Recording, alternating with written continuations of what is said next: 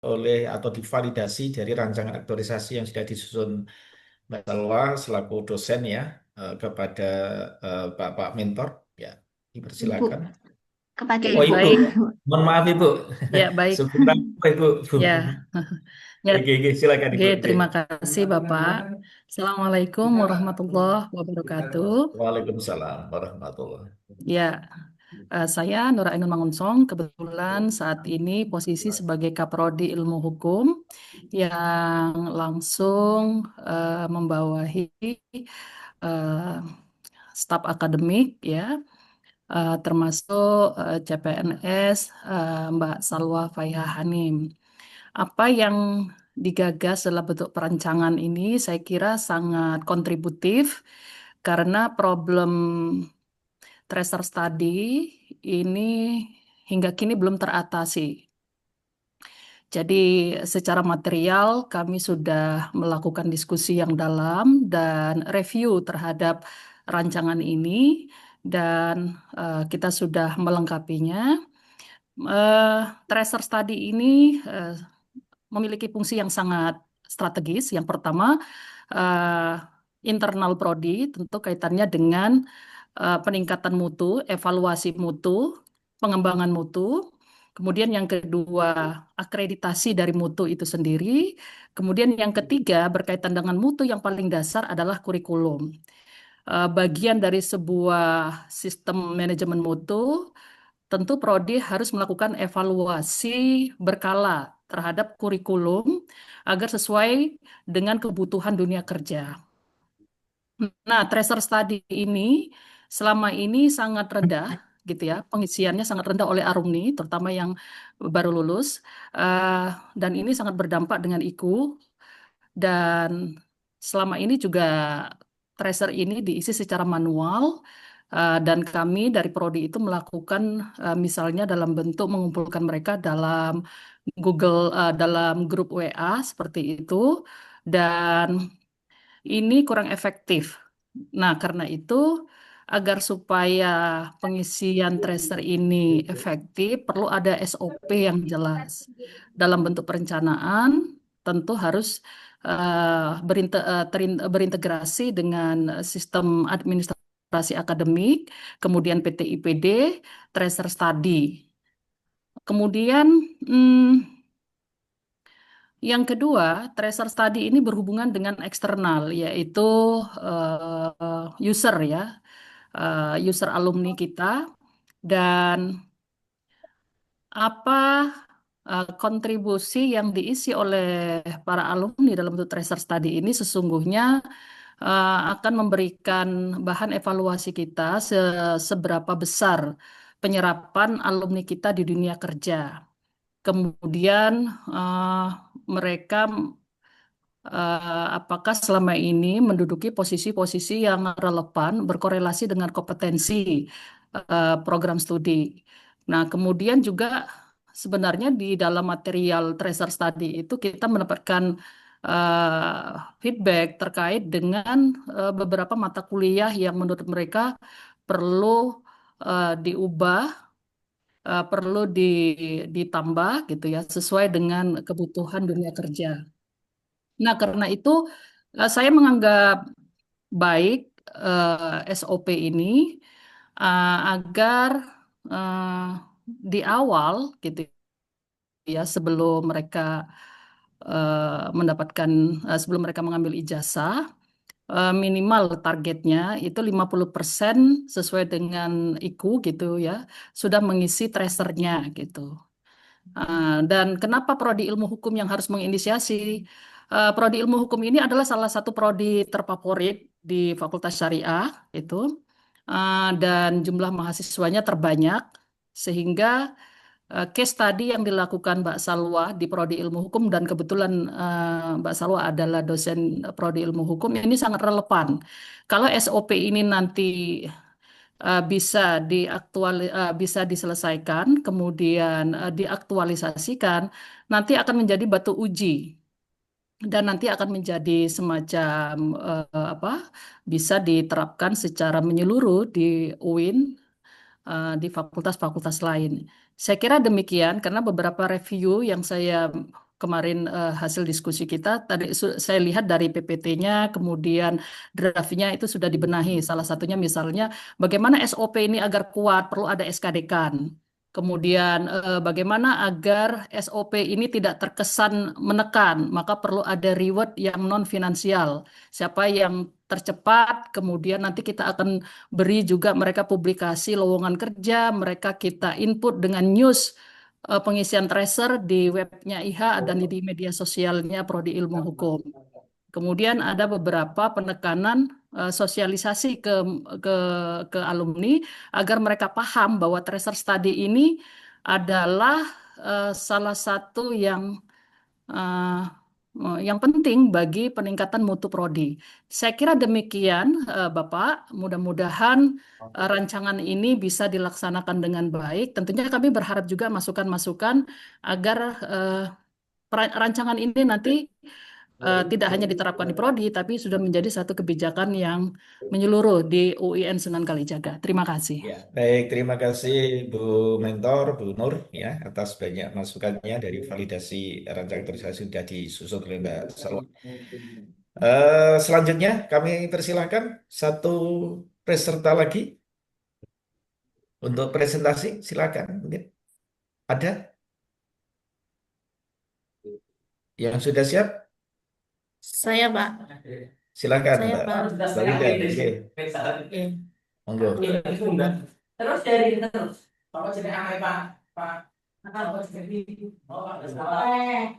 Terima kasih atas waktunya.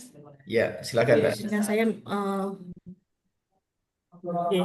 Seminar rancangan aktualisasi saya tentang optimalisasi bimbingan karir melalui konseling berbasis full form di kelas 12 di Men 2 Kota Semarang.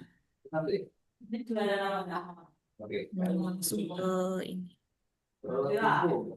Isu yang saya amati di Men 2 Kota Semarang itu ada tiga. Yang pertama, kurangnya kesadaran disiplin siswa dalam mentaati peraturan tata tertib di Men 2 Kota Semarang.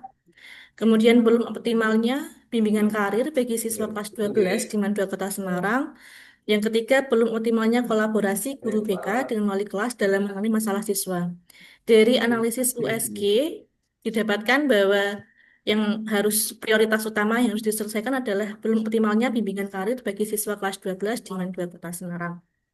Kemudian, kenapa ini terpilih? Berdasarkan fakta, saat saya wawancara dengan koordinator BK, sekitar 60% siswa kelas 12 tuh belum memiliki gambaran tentang arah studi atau pekerjaan mereka setelah lulus mau kemana. Mereka masih bimbang. Kemudian layanan bimbingan karir masih bersifat konvensional, hanya sebatas ceramah dan diskusi kelas.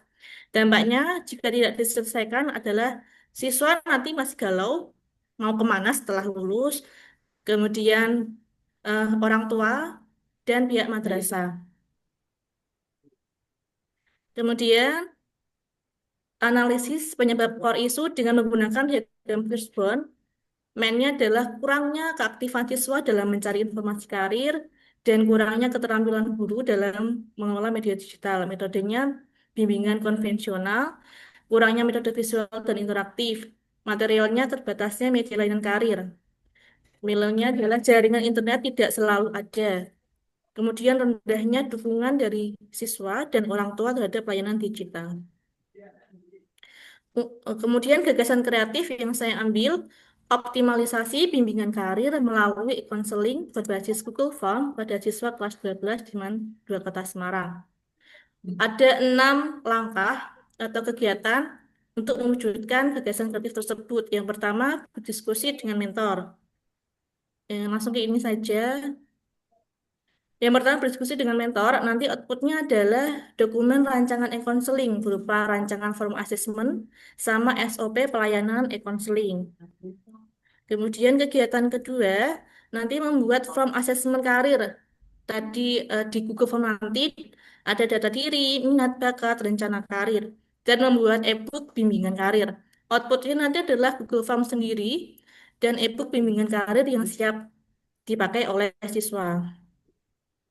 Kemudian setelah jadi, langkah selanjutnya adalah mensosialisasikan layanan e-counseling pada siswa dengan cara menyebarkan melalui grup WA kelas dan membuat barcode QR. Untuk saya tambahkan di ruang BK sama mading sekolah. Itu outputnya nanti. Kemudian yang keempat, melaksanakan e-counseling. Nanti siswa mengisi form Google Form tadi, datanya adalah data asesmen karir siswa dan catatan layanan e-counseling. Yang kelima, setelah siswa mengisi Google Form tadi, nanti akan disusun laporan hasil e-counseling. Kemudian berkolaborasi dengan pimpinan sekolah, lalu memberikan informasi lanjutan berupa kuliah di mana saja dan peluang apa beasiswa itu. Yang keenam, melakukan monitoring dan evaluasi konseling. Dokumen outputnya berupa dokumen evaluasi dan rekomendasi perbaikan. Nanti akan disebutkan angket kepuasan siswa melalui Google Form terhadap e-counseling bimbingan karir. Matrik rekapitulasinya ada 7 berakhlak. Di gagasan kreatif tersebut ada semua. Kemudian jadwalnya nanti di minggu pertama September akan berdiskusi dengan mentor, merancang e-counseling di karir. Lalu minggu kedua nanti menyusun dan mendesain program e-counseling. Minggu ketiga mensosialisasikan layanan e-counseling kepada siswa kelas 12.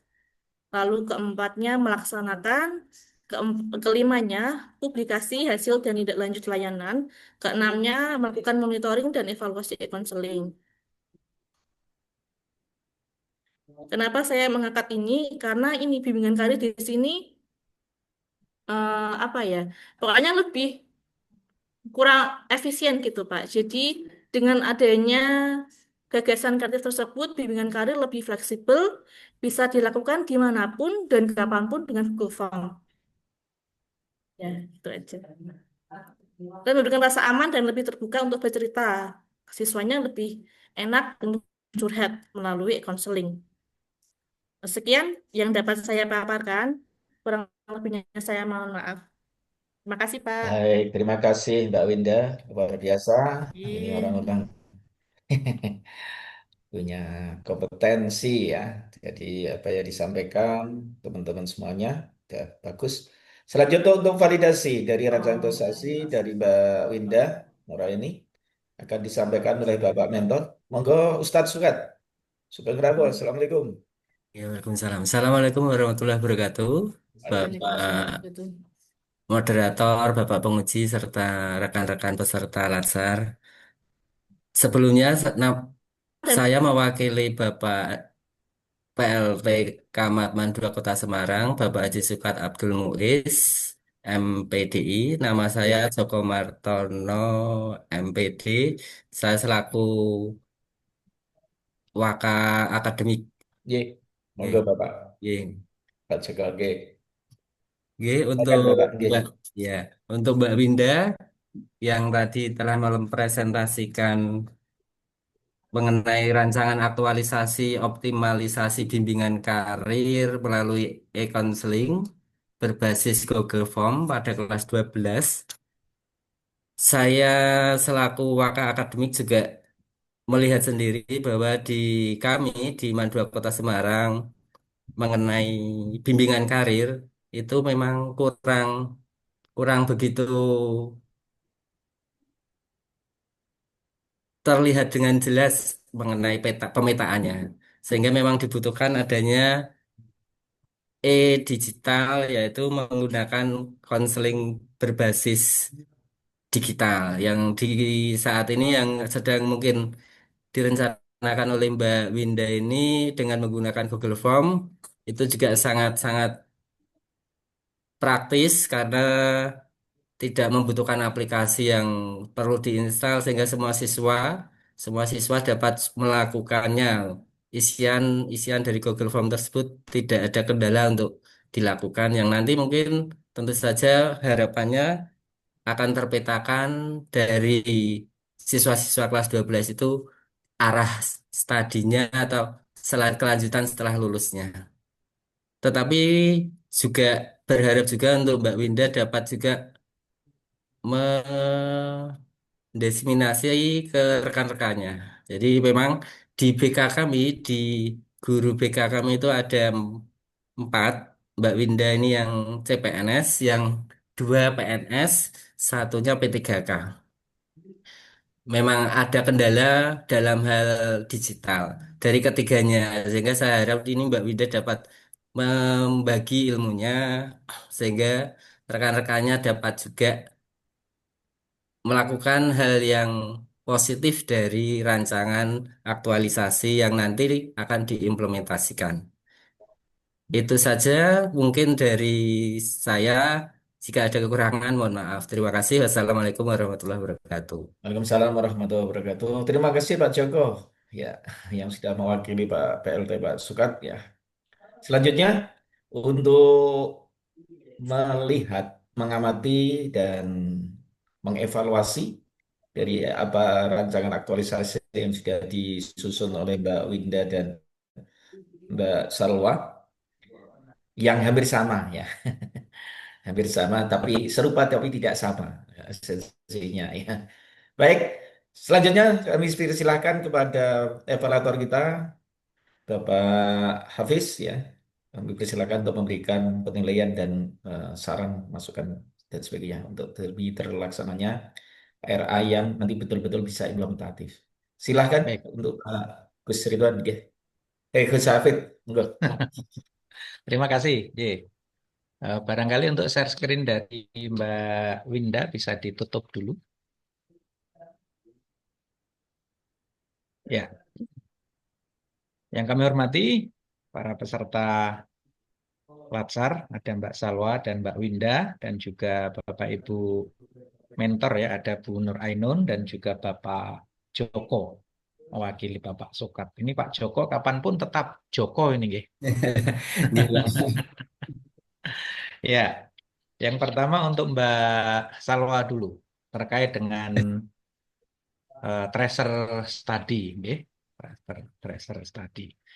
Jadi problem utama dari tracer study itu bagaimana mampu menarik alumni untuk bersedia mengisi form tracer study untuk mendeteksi mereka bekerja di mana, di bidang apa, masa tunggunya berapa tahun, sesuai tidak dengan latar belakang akademik yang dimiliki dan seterusnya. Begitu ya, Mbak Salwa ya.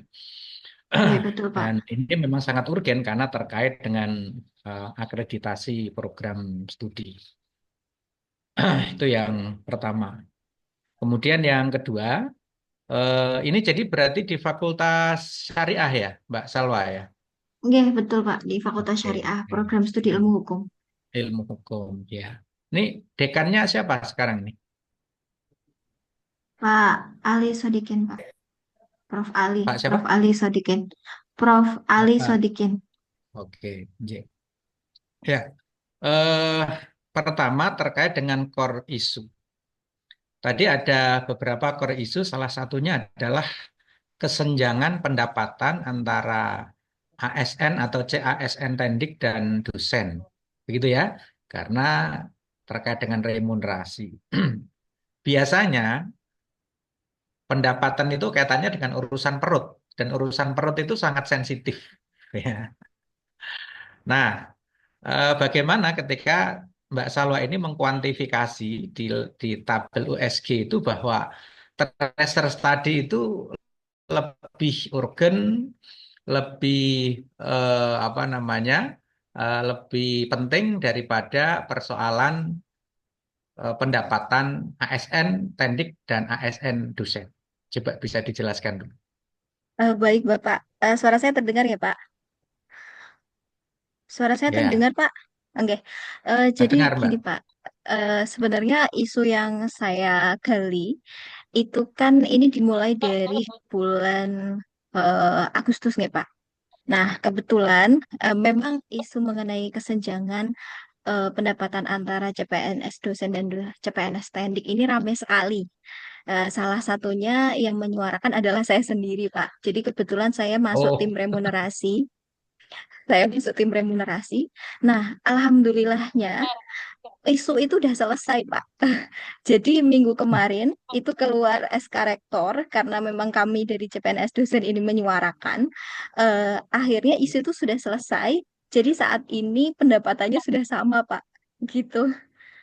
Jadi maka Ya, dari itu isunya sudah selesai dan saat ini sudah tidak ada isu itu lagi begitu, Pak. Tapi ketika saya oke. menggali di awal sebelum menentukan Baik. core issue Ya, itu gitu, Pak. ya.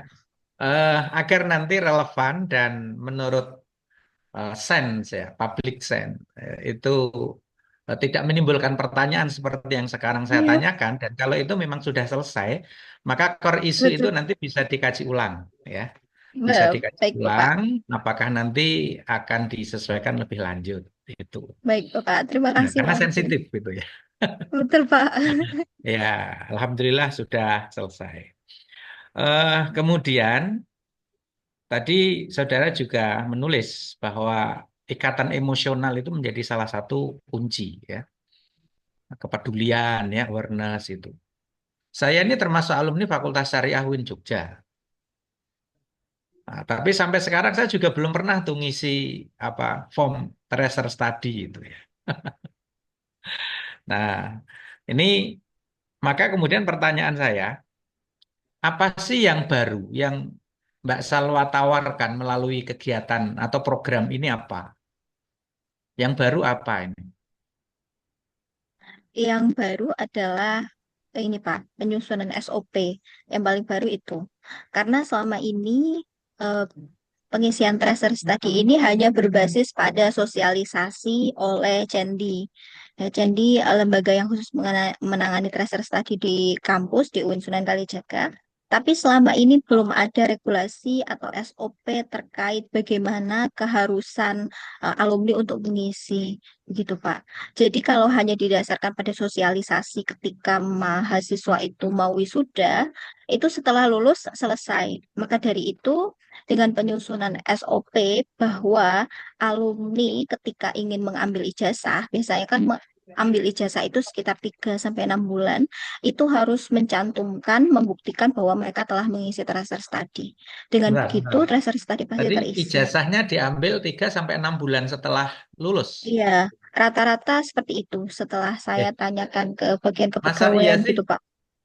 Iya, Pak, karena ketika ketika wisuda itu biasanya mereka tidak belum dapat ijazah. Jadi setelah 3 bulan Eh, itu baru diambil. oke, baik, baik. Ini saya malah baru mendapatkan informasi ini karena dulu kami belajar mengenai penjaminan mutu itu dari Prof. Mahrus loh ya. Prof. Mahrus yang sebelumnya dekan dan Pak Ahmad Bahij yang sekarang dekan Wil itu bahwa salah satu penjaminan mutu itu ketika ijazah langsung bisa diserahkan saat wisuda. Maksimal ya hanya 1 minggu lah itu karena itu produk akhir yang harus dideliver ke konsumen, mahasiswa kan ibarat konsumen. Kalau nunggunya sampai berapa tadi 3 6 bulan itu kok justru itu malah persoalan yang lebih besar itu. Ya walaupun ini memang beda core ya. Ya, betul, Oke lah, Pak. tapi itu saya terima sebagai sebuah informasi. Tapi misalnya itu memang betul, maka itu eh, problem yang mestinya lebih serius itu. Kenapa ijazah kok sampai lama sekali ya? Oke lah, itu catatan tersendiri. Ya. Itu. Kemudian catatan terakhir saya, karena kita menghemat waktu ya, ini ada referensinya nggak, Mbak? Naskah saudara ini. Referensinya, kalau referensi data-data, saya peroleh langsung dari sumbernya, Pak. Hmm. Dari data, Jadi untuk menyusun rancangan, meskipun ini sederhana dan juga bukan seperti menyusun sebuah proposal riset, ya perlu dicantumkan referensinya. baik, Pak. Gitu. Baik, Pak. Baik, Oke. akan saya Ya, cantumkan secara ya, lengkap. iya. Ya. Ya, ini saya dukung karena untuk perbaikan alma mater saya ya, karena kan saya juga 4 tahun di situ. Baik, terima kasih. Kemudian yang berikutnya Mbak Winda, ya, yang tadi di MAN 2 Semarang. Pertama terkait dengan pencantuman GFOM di judul. Catatan saya seperti yang awal tadi, kita menghindari nama merek ya. Kemudian yang kedua, bisa mendengar suara saya Mbak Winda? Gimana? Bisa ya? Kemudian mengidentifikasi tadi smart ASN dan juga core value ASN tadi sudah bisa ditempatkan dengan baik. Ini satu hal yang perlu saya apresiasi. Nah, sekarang pertanyaan saya yang belum saya temukan di metrik itu eh, perlu diperjelas dulu. Jadi nanti apa output dari e-counseling ketika mahasiswa ketika siswa sudah selesai mengisi e-form, outputnya apa? Outputnya data siswa yang masuk ke e-counseling, lalu setelah mereka mengisi dari e-counseling, saya akan mengelompokkan nanti ada yang milih kuliah, ada yang milih kerja, yang milih kuliah nanti saya akan kelompokkan lagi nanti ke bimbingan individu melalui WA atau ketemu langsung gitu, Kalau yang kerja, mengarahkan mereka. kalau yang Yang kerja, kerja juga sama nanti dikelompokkan gitu. Dari e-counseling Google Form ini nanti bisa dikelompokkan yang kerja siapa, yang mau kuliah siapa, nanti dikelompokkan gitu. Jadi oke, baik, kelanjutan bimbingannya itu enak melalui baik, data tersebut. baik. Yang memilih mau bekerja tidak diarahkan untuk kuliah, melanjutkan studi. Eh, Pernah saya bertanya sama siswa, kenapa kok nggak mau kuliah? Yang pertama adalah faktor ekonomi, Pak. Jadi saya mengarahkan, tapi kalau ekonomi dari keluarga tidak mendukung kan juga sama saja, Pak. Gitu. Oke, baik. Oke. Ya, rata-rata memang begitu. Tapi barangkali nanti dari BK juga bisa memberikan informasi perguruan-perguruan tinggi yang menawarkan banyak Beasiswa beasiswa gitu ya. yang itu bisa diakses oleh calon mahasiswa dengan kemampuan ekonomi yang terbatas. Ya. Jadi barangkali mereka memilih bekerja itu karena masih minimnya informasi terkait dengan beasiswa yang bisa diakses. Itu ya. Nah, Oke, oke. jadi yang mau bekerja, saran saya jangan langsung oh ya, nek kerjane nang kene malah boleh ke kantornya atau pabrik ya. Tapi ya itu kan harus meningkatkan APK perguruan tinggi ya. Kemudian yang terakhir di metrik saya juga belum melihat keterkaitannya dengan orang tua. Artinya hasil pengisian G-form dari siswa, ya, kemudian tindak lanjutnya dan seterusnya, ini di mana peran orang tua? Mereka perlu kita tahu ataukah tidak, nanti pengambilan keputusan selanjutnya bagaimana dan seterusnya itu gimana itu?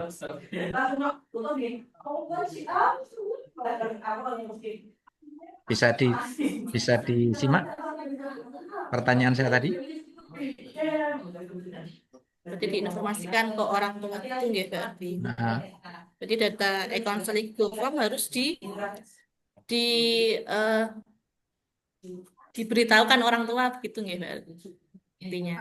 maka ini saya Ada tanyakan ke jenengan yang kolaborasi nanti akan, dengan ya orang tua. betul.